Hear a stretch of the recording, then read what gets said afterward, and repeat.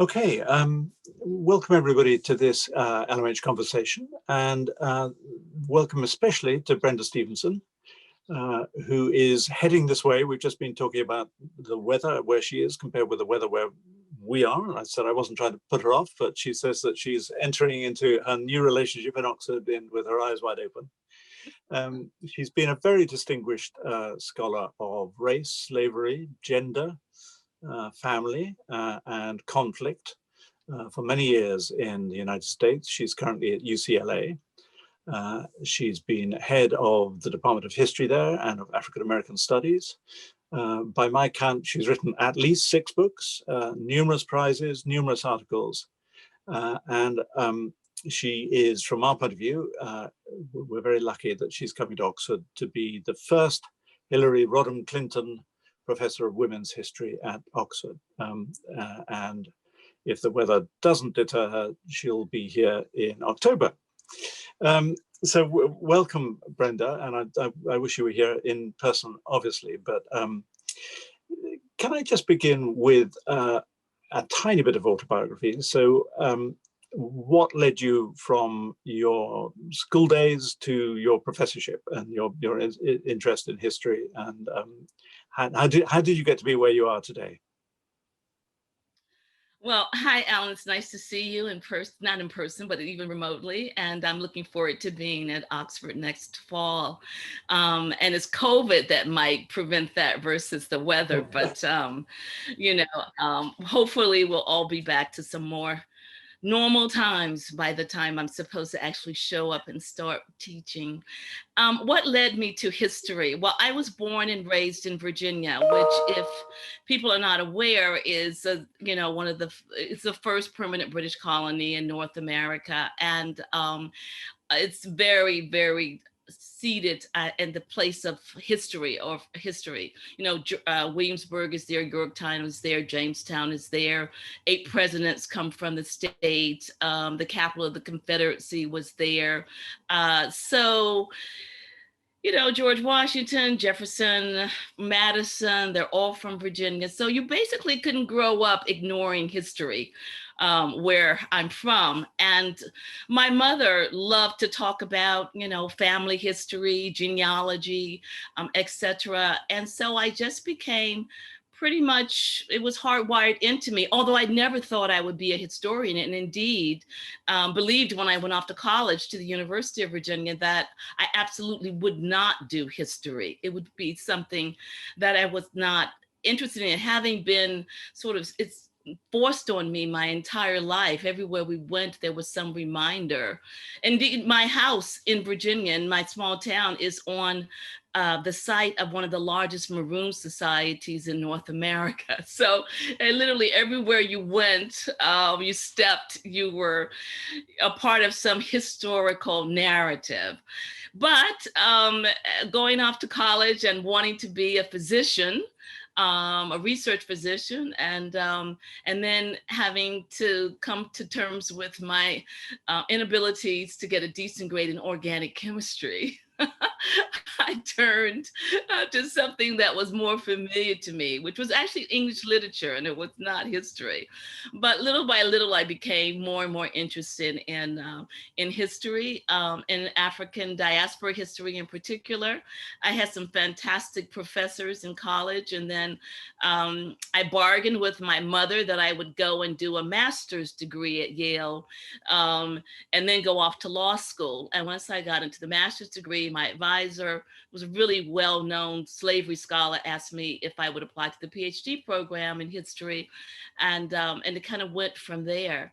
And so I was not one of these people who grew up, going to, I could have gone to reenactments, but I was just one of these kind of geeky girls who liked science and math, but was, I suppose I became enamored with history just through my mother and through the locales that we visited and all of that. And that's how it really began. And now I couldn't see myself doing anything else really except for perhaps being a professional gardener.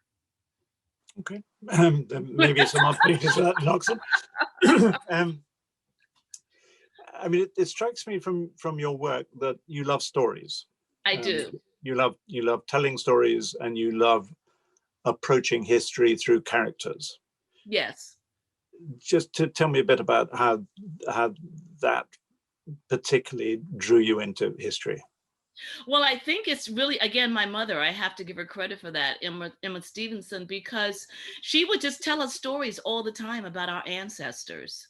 You know, she grew up on a large farm in South Carolina, and her ancestors had been enslaved on that farm and in that area. And the slave graveyard was across the street. So I grew up hearing about all of these people who were kind of ghosts brought to life by her.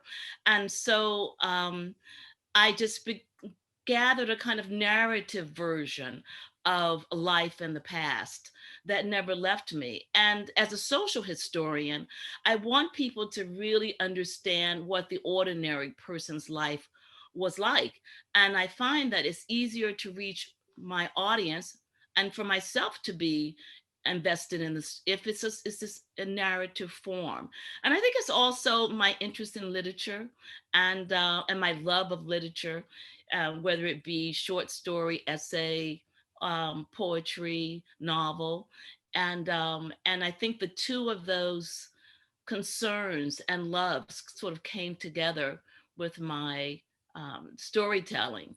And I think of myself as a storyteller, although I can never get a popular press to publish any of my books. They say they're too scholarly, you know. So, but I do like to tell a good story, and I think that draws my audience in to really trying to understand some very difficult topics.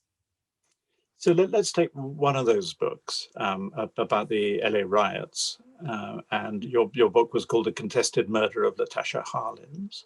So you took one episode, a very dramatic episode of a young girl being shot dead in a grocery store. And that was a sort of narrow way into what was obviously a huge moment in American history. So can you tell us about how you developed that story? Yes, I can actually. I had just moved to Los Angeles. It was at the very beginning of my professional career, and I was coming to UCLA, and I had never lived on the West Coast before. So I was very curious as to what it was like. And one of the things that struck me was the great diversity of the city in terms of people from everywhere and all walks of life and different ethnicities, cultures, etc. But also, I moved, I believe, in January of right, January, and Rodney King beating occurred in March, early March, Yeah, and then Brenda, you might just for the younger oh, the young you people. might just have to say a bit about Rodney King because Rodney King was, we call it, people often call it the Rodney King riot or the Rodney King rebellion, but he was a Black man who was pulled over by the California Highway Patrol and was beaten very badly.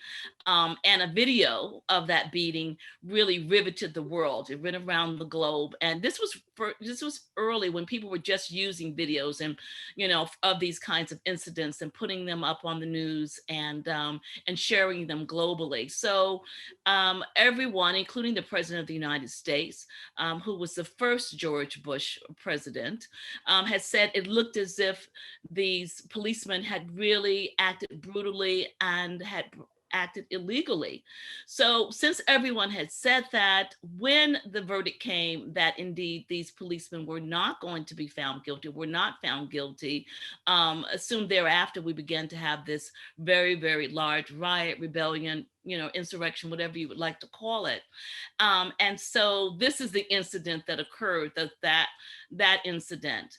Well, about 10 days later, Latasha Harlins was killed, as you said, in a grocery store. She was 15 years old. She went in to buy some orange juice. She got into an altercation with the storekeeper, who was a Korean woman. And she was shot in the back of her head as she was walking out of the store, having left the orange juice there and still having the $2 in her hand that she was going to use to buy it with. Well, so at the same time that the Rodney King incident was moving forward in the court system, so was the Latasha Harlins incident. And so what my book tries to do is to sort of reconfigure their event around, that is the riots, the rebellion, the insurrection, around the knowledge locally of this killing that had occurred of this young girl in this store.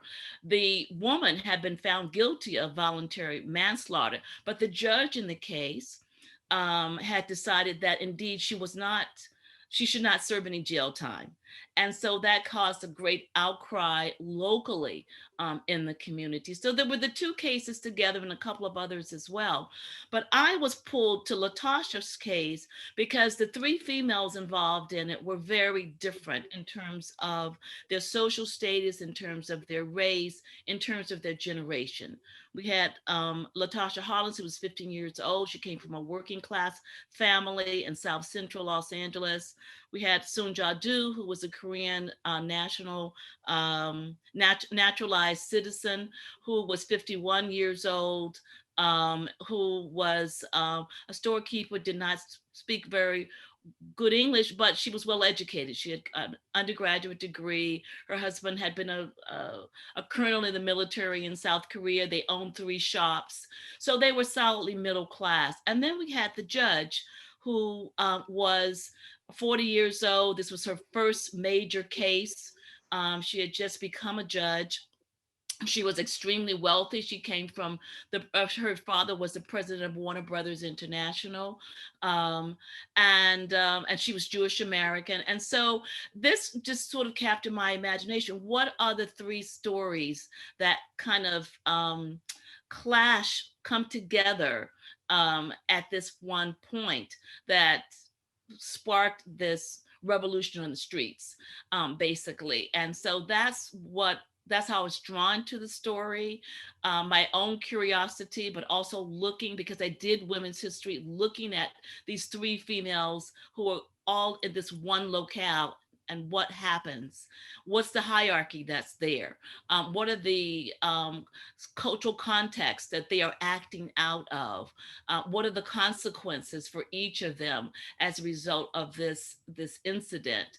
And so I wanted to tell it from the perspectives of each of those females. So I have a huge section on Latasha, a section on Judge Carlin, and a section on Sunja-do. So that was very contemporary history. I mean, it's almost like journalism, isn't it? I mean, you're right in the moment. Right. Was that because most of your work to that date, if I'm right, had been looking at much earlier period in American history, and so this must have been quite a jolt to suddenly go into things that were so live at the moment.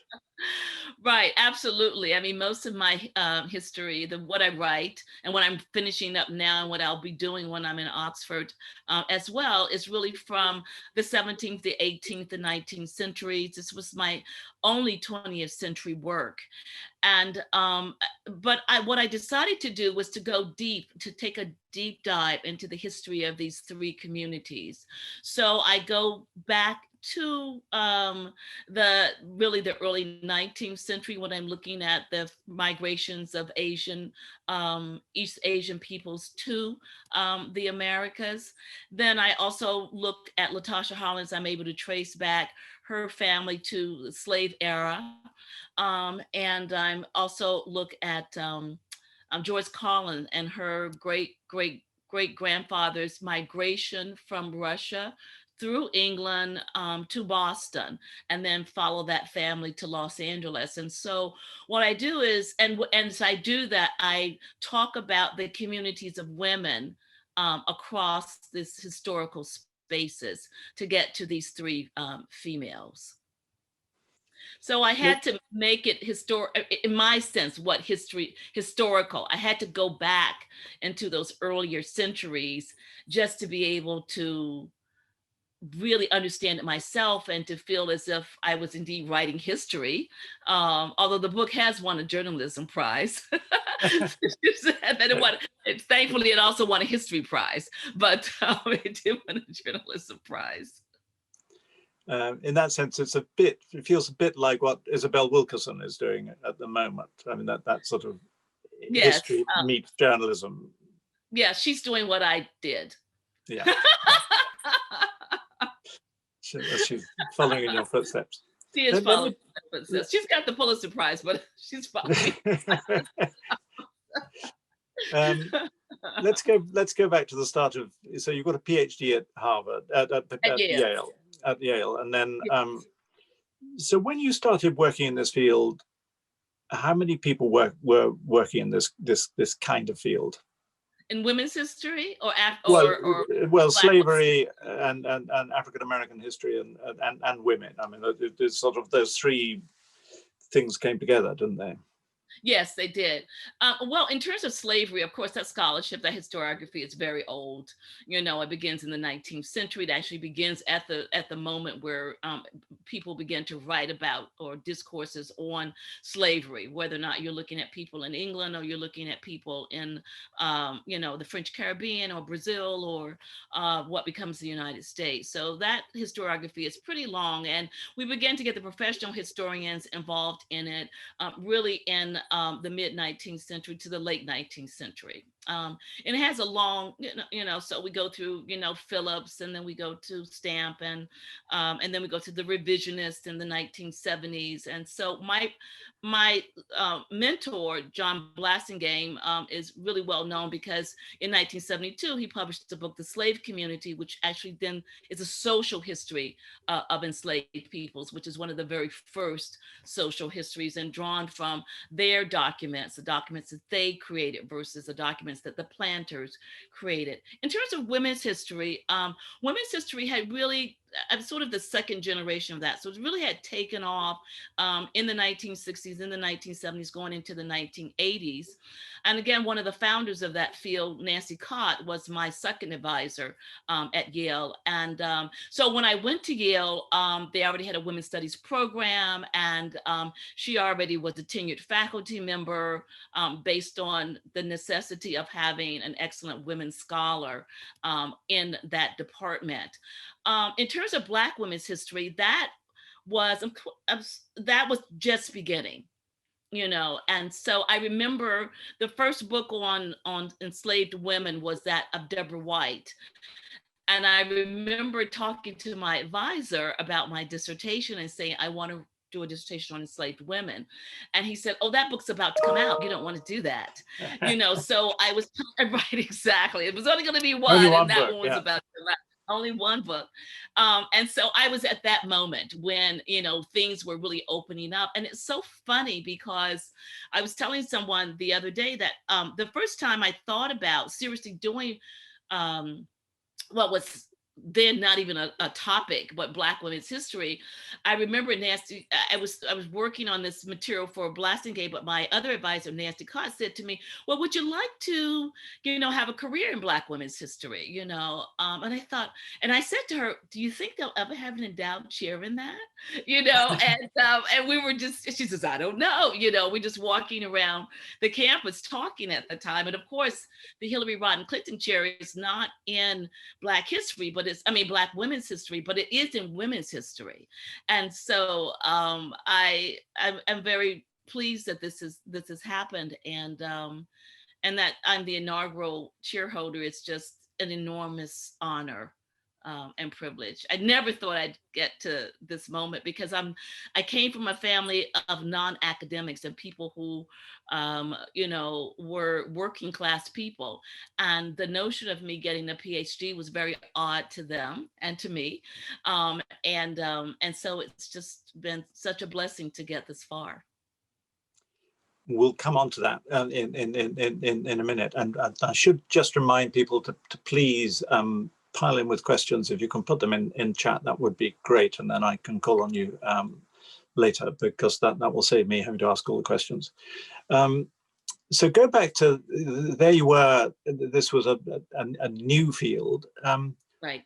Tell us about the sources that you found that had been neglected. Where were they? What were they? How difficult was it to tell the story from that particular perspective? Well, one of the things that's really incredible is that there were people like Darlene Clark Hine and Rosalind Turberg Penn and Sharon Harley, and you also have your contingent in England as well, Hilary Beckles in the Caribbean, who were all mostly social historians and who were therefore using the kinds of documents that social historians use. So we were looking for, you know, newspaper accounts, and we were looking at census records. We were looking at, again, planters' records too, their diaries, their letters. We were looking at the autobiographical accounts that had been published, you know, starting in England at the end of the 18th century. These accounts were being published by Olado Equiano, Audubon Kuguano. In the 19th century, Mary Prince, who had been also published through England. And so we were looking at all these kinds of accounts to try to find information about what these people thought, what they felt. And of course, they were filtered a lot through abolitionists, and they were filtered through other people who were publishing them. But that was a beginning, you know. And what has been really incredible is that, you know, over the years, this material has been substantiated by other kinds of documents. Material culture, I'm very invested in, for example, you know, housing, clothing, the ways in which the production of the articles around the people themselves. We began to get more information. People began to voluntarily give information that they had, you know, in their attics, in their closets, in their basements, the collection of letters that had been in their houses, the quilts that had been saved, and all the stories behind them. There were lots of movements towards having oral history projects that would capture, you know, the evidence of people, for example, the stories that my mother told me, for example, about her enslaved relatives. So there was a lot of that done too. Now there is a big move to looking more strategically at the archive and what is hidden in the archive and what is, you know, and how the archive has distorted the history. So we continue to move in that direction. But it was really putting together what we had, looking for deep narrative history, you know, seeing the repetitions over and over and over again in the narrative sources that we did have and the oral sources that we did have, also using, in terms of material culture, photographs, using things like what we used to call folklore, you know, jokes and sayings and myths, etc. All of that came into, you know, the writing of this history, and with a lot of discussion around these sources, you know, what can you rely on, what you can't rely on, what looks accurate, how do you measure the accuracies, you know, or the inaccuracies, comparing those documents, the documents used previously, which mostly told the side of the people who were the enslavers, etc. And also, you know, trying to tease out women's voices, because when the history of slavery was first being written, even among the revisionists like Blassingame, like Genovese, like Gutman, for example, like Barry Gaspar, who's writing from the Caribbean, and all of those people, they're really writing from the perspective of males. And that was really the sense that women had the same experiences as men. When we, you know, if we look in the late 1970s, early 1980s, up until Deborah's book comes out in 1984. And so we also had to shift that gaze and go back in and then look specifically at what women were saying, and all of that. So it's been quite a voyage, you know, to get to this point now where women's history is very much respected. Or women's history is, the research methodologies associated with it have been really determined and accepted, but also continue to be criticized and to be refined, etc. I was going to ask what kind of resistance you met, and how long did it take for this field to be taken seriously and to get its way onto the curriculum? Well, I think it's only been in the last, I would say 20 years that people have not resisted women's history. My first book was about a Black woman, but it was a part of, you had to do it within the context of broader initiatives or other initiatives. So Henry Louis Gates was doing was publishing all these sources, and a lot of the first materials were actually primary sources that were being published, so people could have access to this information and could actually write histories based on these published sources. So so the first book went into this long library of Black women's autobiographical accounts and things like that, and was published by Oxford University Press. And once, a press as distinguished as Oxford University Press starts publishing the work, then you began to have acceptance. Because who's going to say in a tenure case, if you've got, two books that are published by Oxford, that you're not going to get tenure, And so the presses also really contribute to the acceptance of the field, the major journals as well. And so, once we got people on board who were very, very well respected historians, like Genovese, like Blassingame, like Kenneth Stamp, like, all these wonderful historians who did slavery, said, yeah, you're right, you need, and I have this letter that I've kept from my advisor who wrote to me after my second book came out and says, you're right, this is the way it should be done. I've always kept that letter. Once you start getting those people, those presses, those journals, publishing the work, and then establishing the journals themselves, the journals of women's history, science, etc. Once those journals start to publish works specifically about women, and then the older journals like Past and Present, for example, continue to publish as well, then you've got acceptance. People have to, there might be begrudging acceptance, but how can you fight with Past and Present? And how can you fight with the Journal of American History or American Historical Review, etc.? So it's all these efforts coming together that allows for that kind of acceptance. But then what I do too is also, I think the acceptance of it within my own department, within other places, has always been kind of, initially at least, it was kind of a tokenism. It's like, oh, everybody has to have one Black historian. Everyone has to have one Black historian or one women's historian. And thank God we got one that does both, and so we check both the boxes, at the same time. And so this kind of tokenism, went, it still exists to a certain extent. I mean, when I was admitted to Yale, I was the one Black person admitted that they admitted every year, in the PhD program in history. And it was the top ranked history department in the country. And every year there was one of us. And my year, it was me.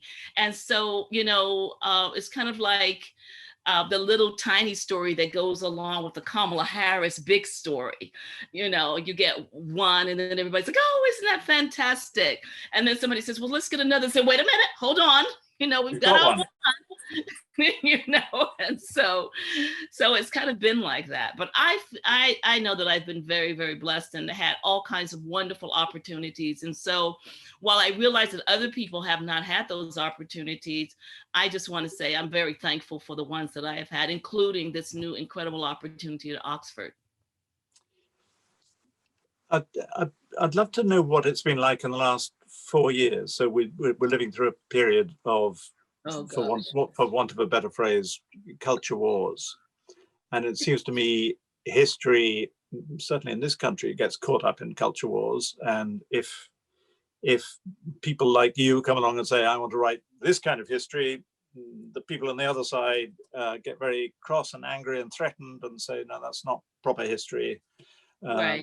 That's woke, and we do the proper history, and then you get enormous battles over how the story of empire is told in this country, and so on and so forth, and it feels. I wonder whether it's not really to do with history as to broader polarization in society. Well, I think it has to do with ownership. Who owns the history? Who owns the narrative? As we begin by talking about narratives. But narratives play out in our imagination over and over again. In this country, the narrative is, of course, of American exceptionalism, the best democracy, the richest country, the most powerful, military, et cetera, et cetera, et cetera, the savior of the world, and that's the narrative that a lot of people in this country still have. And it's very, very hard for them to give it up. Now, if you've not, and it's the same narrative I grew up with. I mean, I grew up, in a school system that first was segregated. There was the system of apartheid was alive and well when I was a small child, growing up in the American South. And then even when we had integration, it was the same historical narrative. And it was the notion that no one had contributed to this super great country except for white people, and Protestant white people at that, and that everybody else had just kind of hung on and been parasitic and were problems that had to be handled and all of that. And so it's the last sort of and the recurrence of that notion is what we've been dealing with in the last 4 years. And it's incredible because I have had this conversation with so many people in the academy, people of color and Caucasian people, European American people, and we all shake our heads and says, "I never thought we'd get back to this moment again," because we all, of a certain age, remember that moment. We remember the moment when people could show up in clearly anti-Black, anti-Jewish, anti-liberal, angst, could show up and could express it verbally, could express it physically, in terms of violence. And I shook my husband and I and so many of our friends, we just said, "Oh my God, are we going back there? Really? Are we really getting back there?" So much so that you don't feel safe going out of your house. You don't feel safe going to certain places. And of course, the day after the insurrection in Washington, D.C., where 5 people died, in Los Angeles, in downtown Los Angeles, a Black woman was beaten very, very badly, who just happened to mistakenly get into a crowd of Trump supporters. And so I went to the University of Virginia. I have never been more appalled than seeing, the alt-right in front of the rotunda, behind the rotunda, on that campus. And people said to me, "Well, it's a white space." And I said, "No, it's not a white space. We've been there. We've done that. We've gotten through that." And so it's been incredibly frightening and very, very sad to see this country return to that moment where these kinds of things could happen. Because I was like a young person when we were doing love and peace and no war, and the civil rights movement had real results and all of that. And just to see it kind of start to melt away is incredibly frightening and very sad.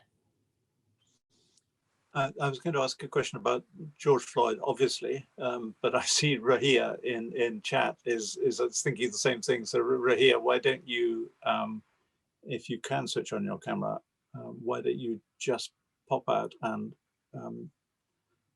answer the question yourself?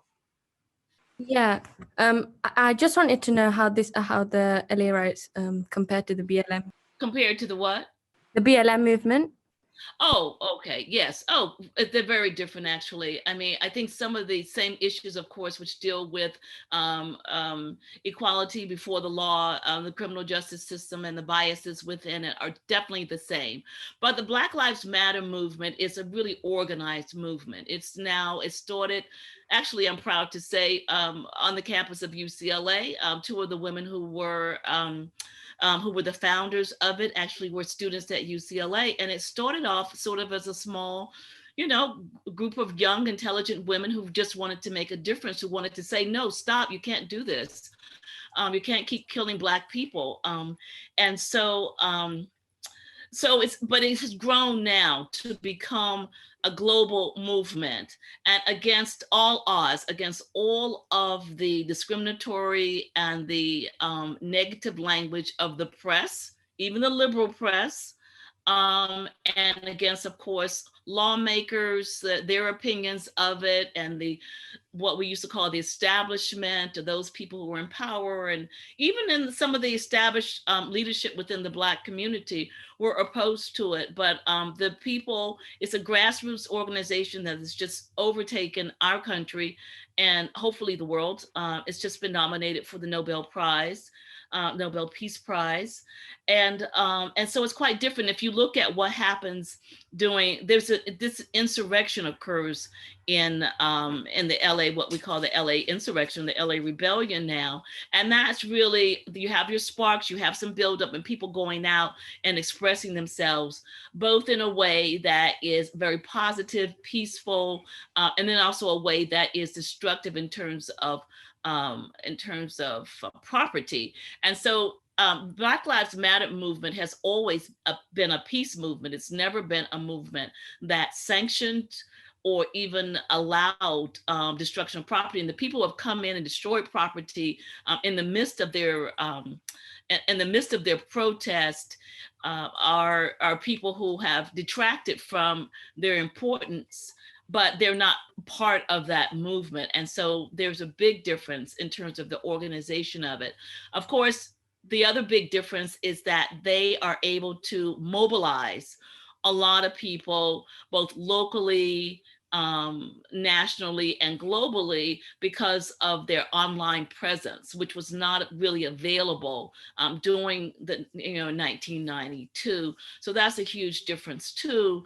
I think thirdly, one of the big differences is that, and they had to claim this because it was taken away from them, but that the female imprint on that movement is one that's recognized.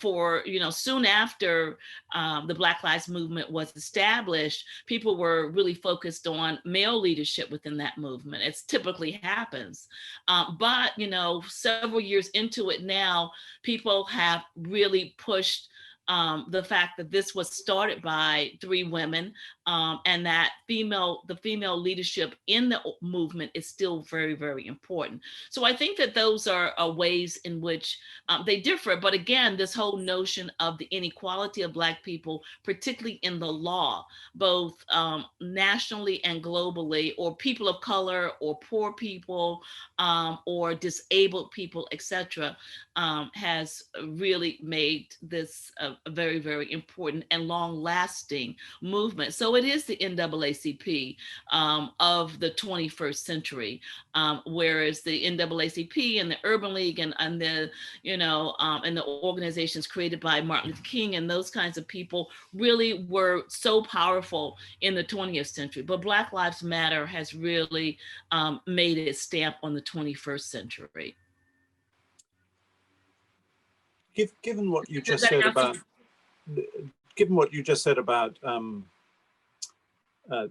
the Trump years, do you think this is now a watershed? So, I mean, there's lots of analyses we're reading at the moment about how it was, not just Stacey Abrams, the great woman that she is, but Yes. that it was African American women, it was the Black women who won this election. But I suppose history tells us that you have these moments and they pass and the water closes over again. Do you think this is different this time? Well, I think that a lot of people are, because of what happened at the Capitol, at the U.S. Capitol, it opened a lot of people's eyes. Because what had been happening in this country is that there's a growing movement of alt-right people and they have been violent and they have been excused for their violence. I mean, a lot of time people have said, oh, they're ignorant, they don't really understand what's going on, it's fake news, they're fake news that they've heard has, make them go in the wrong direction. But there is a movement of in the country to return the nation to a place where white supremacy supremacy, stars and where white supremacy reigns. And that movement has been going on for a very long time, and it's been ignored. But I think with hopefully and prayerfully with what happened at the Capitol, that lots of eyes are opened and people can really see what this movement is about. It's not about equality. It's not about democracy. It is not about being a more perfect union. It is about trying to retain or regain some power that within that public imagination has been lost. And so yeah, this is a watershed moment. And I think it's going to be not just Stacey Abrams and the other Black women, and also Latinx women and Indigenous women who, and the 45% of white women who voted for Biden. It's not just those women who are responsible for the election and the outcome of the election. But it has to continue. I mean, Biden really has to, to show up and as we say, show out and really take this underhand.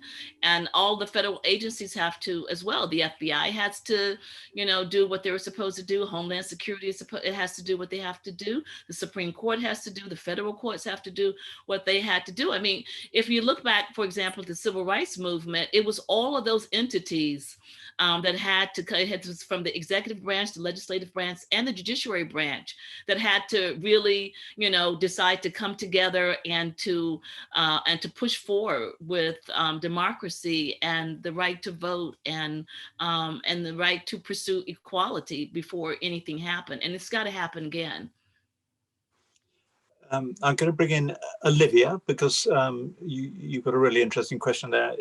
I hope, Olivia, you can come in and show yourself. Hi, thank you so much for speaking. I'm literally just about to start writing my thesis on kind of the racialized sexuality of Black identity in the 1860s, and I've read Blassingame and I've read Genevieve and like all of these people, so it's the perfect time for this talk to be happening. I just wanted to ask, I found what you were saying about journalism really interesting, and how you felt that your history had a link to journalism, and that was almost a link to the present day. Because I came to want to do my thesis topic, obviously not from a place of personal experience as a white woman, but through watching documentaries and kind of modern day political documentaries, like the ones on the LA riots and the documentary 13th on Netflix. And I was wondering, as a historian, what you think we could be doing more as historians in spaces that aren't academic. So where I'm wanting to go into museums and schools and teaching, what can we do to make it clearer how the issues of the present are rooted in the past for people who might not pick up a history book because they don't think that they're interested in it? I was wondering what you think we could be doing more. Okay, all right, I love that question. The first thing I want to tell you though, if you're about to write your thesis, have you read my book, Life in Black and White? No, but I looked up all of what you've written before I listened, and there's a lot that I'm going to read. Okay, so but that book you have to read for your topic. Okay, so Thank you. Okay. Secondarily, I think that yes, involvement in the public sector is really key to historians. And so I myself am very much interested in public history. I curate or co-curate shows for museums in Los Angeles all the time. I'm working with an artist to do a 5-part. We've done the first part, a 5-part project on the history of Black women in the United States. So we did the part on the Jim Crow era, and now we're getting ready to do the part on Middle Passage. And so, and I believe in, speaking to newspapers, speaking to news outlets, working with public school teachers, I'm working with independent school teachers as well. All of these things have to be done. A lot of my friends are also writing policy papers for politicians. and court briefs, are helping with court briefs for at every level of communication. I think it's very, very important. Some of my friends, like Erica Nelson Dunbar, who wrote on a Judge, the escaped slave of George Washington, writes children's storybooks, so that children can, so teachers and with young children can also have, versions of this history that they can teach to their children. So that's just very, very important. I mean, what we do in the academy, I think, is immensely important in terms of, teaching young people, young scholarly people, and people who are well educated to go out into the world and to act out of their knowledge. Okay. But I also think that there's so many people who don't have that opportunity, or those who are focused on other areas where they'll never take a class taught by me or by you or Alan, and so, being able to present that either in documentary form, as you suggested, I love documentaries, or in the museums, in the newspapers, in the magazines, everywhere you go, in the books, of course, in the children's bookshops, in the classrooms of young people, etc. It's very, very important, because that's how we turn the public imagination. It's the way we think of history now, and what we think of what we know about history in terms of the myths that we've inherited from our ancestors, was written. It was performed on the stage. It was, written about in poetry, was written in short story, etc. We, as we say, drank that Kool-Aid, as we were growing up, and it was soaked into us. And so, in order to change people's vision of what our history is, then we have to attack it from all places. Elizabeth, are you there? Tezong, from Washington, D.C., all the way from Washington, D.C. Hi, thank you so much for your words. This has been so unbelievably insightful. I guess my question is, well, I'm from Washington, D.C., and I'm doing my master's in African Studies here at Oxford, and I'm at LMH as well. Great college. Oh, wonderful. And I was interested in your insights in terms of how Black liberation is a global issue. I guess, to be more specific, since that's such a broad topic, I'm doing my dissertation on a restitution claim, and the restitution of African art is such a huge emerging topic now, especially when it comes to history and pieces that are disputed and contested to have been stolen or taken with consent. So I was interested to know your perspective and knowledge on that, and kind of these power dynamics, not just between Black people, but also in particular with reference to Africa as well. Well, thank you for that question. That's wonderful. And I actually have been working a little bit on restitution. I gave a talk in Germany last year that dealt with the request by a family in the United States of getting back some portraits, some photographs that had been taken of enslaved relatives or ancestors, and now are in Harvard's library museum, and they would like to have them back. And so that opened up for me this whole question of restitution of art. I also am an avid, I must say, African art collector myself. And so I've thought about this question a great deal. Of course, I don't have any precious pieces, so I'm not going to,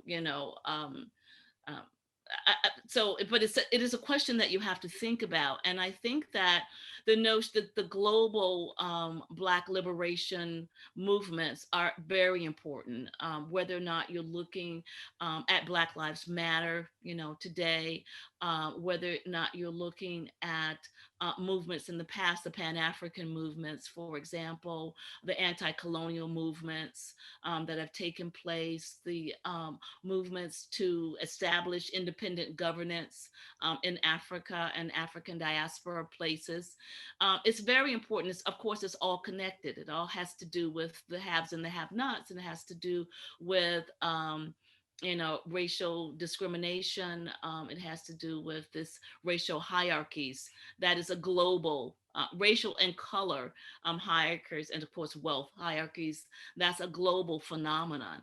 And so I think one of the things that I'm hopeful about is our ability to connect remotely, to be able to, talk to you about this question, to be able to, organize a protest, to be able to organize an art show, to listen to the voices of people in places that we would never hear. So I think that that's one of the positive things with regard to global liberation at this moment. But I also think that we have to give ourselves room to approach liberation from different perspectives. And one of the things that we have to do is we have to be inclusive. We have to, understand that people may approach liberation from different perspectives, may have different needs with regard to liberation movements.